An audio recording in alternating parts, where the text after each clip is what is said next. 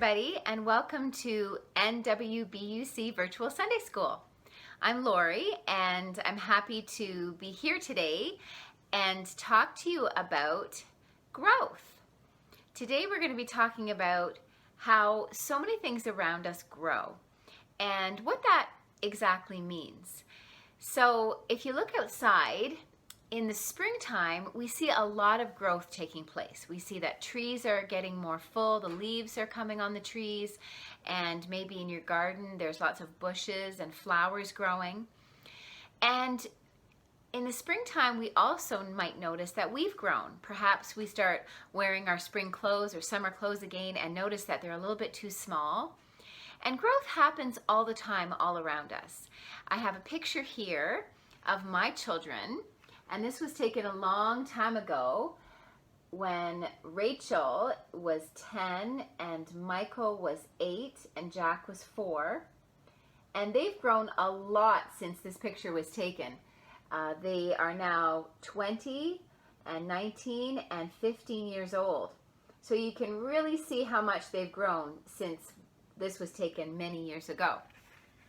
That's just one example of how we grow, and maybe your parent or grandparent or caregiver measures you occasionally and you can see how much you grow. Well, sometimes when we grow, we go through what is called growing pains. And you might actually feel them sometimes. Maybe you had pains in the middle of the night in your legs and your mom or dad or your caregiver would say, those are growing pains because your legs are getting longer. We use that term sometimes to talk about the fact that sometimes when we're growing, we go through painful experiences too. Maybe something might happen to us that we don't like. Maybe we learn about something that makes us sad. But it's all part of growing up.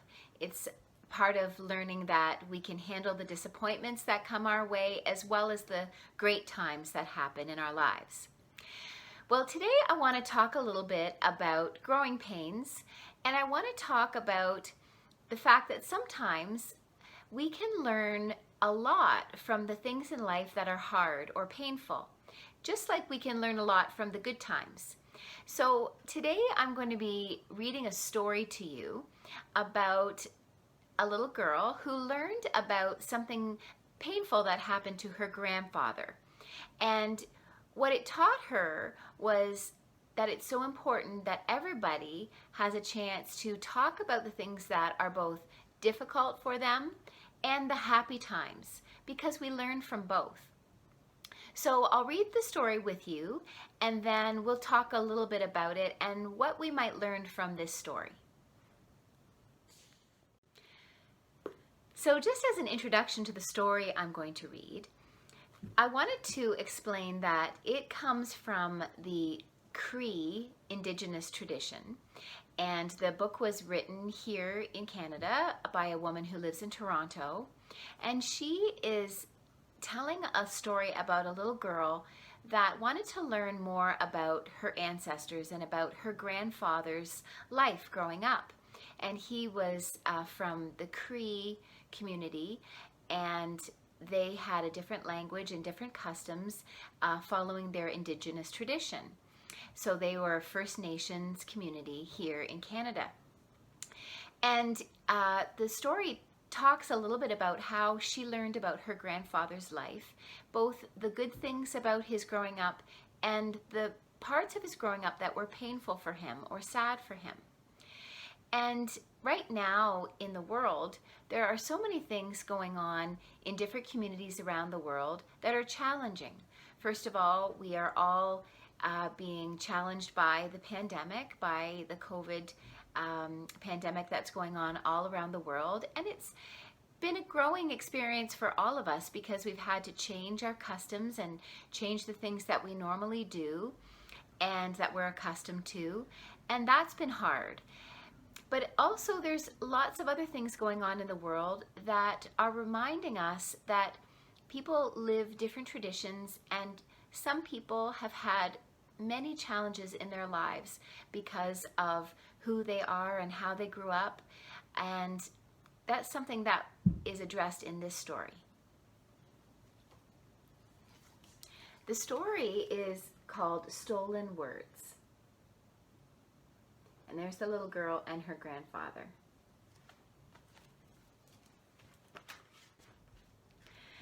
So the book is written by Melanie Florence and illustrated by Gabrielle Grimard. She came home from school today, skipping and dancing, humming a song under her breath, clutching a dream catcher she had made from odds and ends, bits of string, plastic beads, and brightly colored feathers. Her glossy braids danced against her shoulders, swaying with her, black as a raven's wing.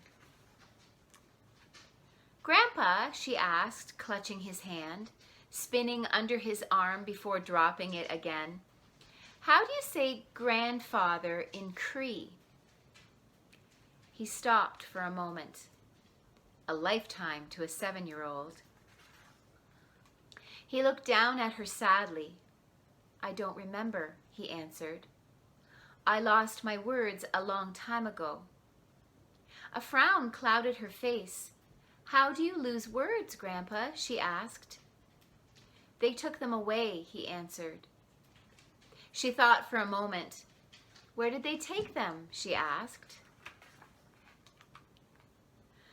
"Where they took all of us," he said, "away from home, away from laughter and soft words, away from our mothers who cried for us." She reached for his hand. "Who took you away, Grandpa?" she asked quietly. "Men and women dressed in black, talking to us with words we did not know," he answered. They reached home and sat on the stairs together. "Where did they take you, Grandpa?" she asked. "Away to a school that was cold and lonely, where angry white faces raised their voices and their hands when we used our words," he answered. "They took our words and locked them away, punished us until we forgot them, until we sounded like them. Harsh, sharp words, so different from the sound of our beautiful ones." She touched his weathered face, tried to wipe the sadness away with her soft hands. She looked down at her lap and handed him the dream catcher that she had made for her room. "You take this, Grandpa," she said. "Maybe it will help you find your words again." He smiled at her, his granddaughter, and touched her innocent face, a face that had never known hard words or raised hands. He smiled and kissed her head. The next day, she skipped out of school again, smiling widely at her grandfather. She stopped in front of him and took a deep breath. "Tanisi, Nimosom," she said. His eyes widened. She smiled brighter than the sun. "I found your words, Grandpa," she said. She pulled a tattered, well-worn paperback out of her book bag. "Introduction to Cree," it said. "My teacher helped me find this for you at the library." He reached for it, his hands shaking, opened it, feeling the soft, much-loved pages under his fingers. "No sisim," he whispered. "Granddaughter." The word felt familiar in his mouth. It felt like his home, his mother. He turned the pages of the book carefully. Masinahikan, book. He turned another, word after word. Pisik Sawenya, his words, pages and pages of them. He looked at his granddaughter, his nosisim. "Thank you, Taniki," he said. "Will you read to me?" she asked, taking his hand in hers and leading him home. "Will you teach me your words?" His heart danced as he nodded, holding his book against his chest.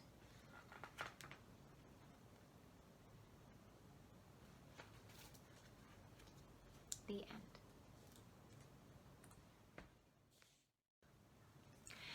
So that story, Stolen Words, is a sad story. You may feel sad when you think about the little girl learning all of these things from her grandfather, how when he grew up, his words that he was familiar with in the Cree language were taken away from him, as he explains. They were taken to a residential school, his community, and the children were told that they shouldn't speak in their Cree language anymore, but that they should speak English or French. And they were told that they weren't allowed to know their customs and traditions because it was better not to speak their language or to practice their customs. So that's a sad history that we know of here in Canada, where community was all about fitting in and being the same, instead of realizing that communities are very individual and that so many communities have different traditions, which is something that we celebrate now. But in the past, people thought it was wrong to have different traditions. So the story is one that's hard to hear, and yet in the end, it has a happy ending because the little granddaughter learned about her grandfather's tradition, and she was able to help that come alive for him again. Her teacher found a book on the Cree language, and so together they were going to discover what it was all about. So while it was a sad story, it did have a happy ending. And I read it today because I want to talk about the fact that sometimes the sad things in life help us grow the most. We talked about growing pains before I read the story, and sometimes growing pains are hard because they don't feel so good at the time. We would rather be happy all the time and for life to be going well, but sometimes we learn from those things in life that are difficult. And right now, like I said, in the world, there are lots of difficult, challenging things going on. But we can still learn a lot from those times.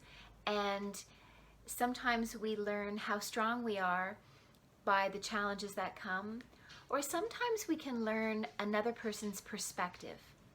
And one thing that you can do is to ask your parents or your caregiver or your grandparent a little bit more about the different Indigenous traditions within Canada and how those communities grew up.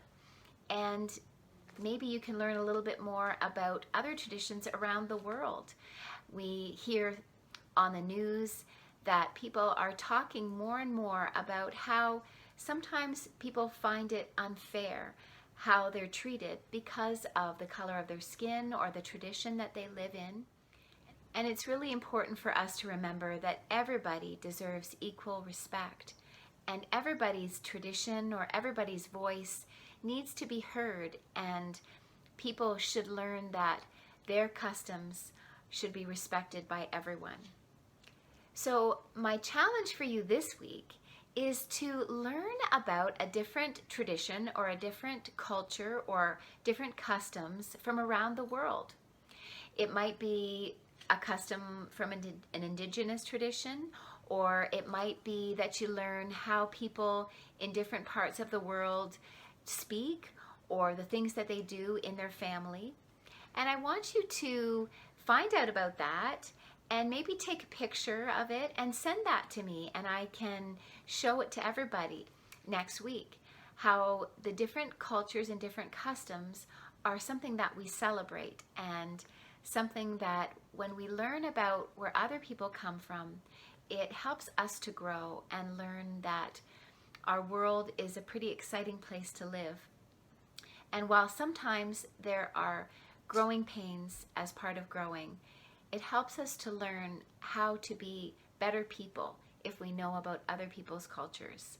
And then we can be respectful of the different traditions in the world. So that's your challenge for this week. So now I am really happy to introduce the Britton family, who are going to share with us what goes on at their house.